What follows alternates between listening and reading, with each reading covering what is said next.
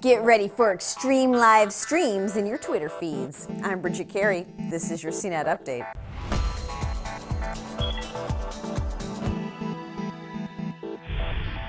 GoPro action cameras can now send a live stream of video to Periscope, which is owned by Twitter. That means in your Twitter feed, you may come across live video from someone recording on their GoPro. But there are some restrictions. Anyone can see it, but to broadcast, you do need to have an iPhone and one of the newer GoPros, the Hero 4 Black or Silver camera. The Periscope app lets you switch between showing the iPhone view or the GoPro view, and the footage is still saved locally on the camera, even while broadcasting in real time. A few X Games athletes will be streaming live this week from Aspen and Buttermilk Mountain, and you can catch it on GoPro's Twitter account. But this also means you can expect people to be streaming in real time from their drones. So do we call these drone casts? And speaking of casting, those of you with the new Apple TV should now have a software update to get the Apple Podcast app. So you'll be able to stream your favorite video podcasts from your living room, like CNET Update, of course.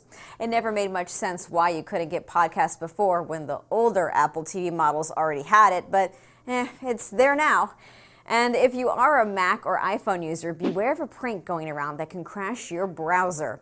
If you go to the website crashsafari.com, guess what? It's going to crash your Safari browser. But the link isn't always obvious right away if it's hidden in a short URL, so people are trying to fool others to click on it. The website overloads the Safari browser, and after a few seconds, it forces your phone to reboot. Some may notice their phone will get hot as it tries to process the page. There are reports it can also screw up Chrome on Android, but a reboot should fix things. Remember, kids, always practice safe browsing.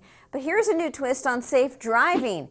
Uber is starting to monitor its drivers in the U.S. to see if they are speeding by looking at the phone's accelerometer and other motion sensors. The idea is that if a passenger complains that the driver accelerates too fast and brakes too hard, Uber could look into a driver's phone sensors to see if it's true. In the long run, it can also gather data on the average speed of a driver down a certain path and which drivers are going faster than they should.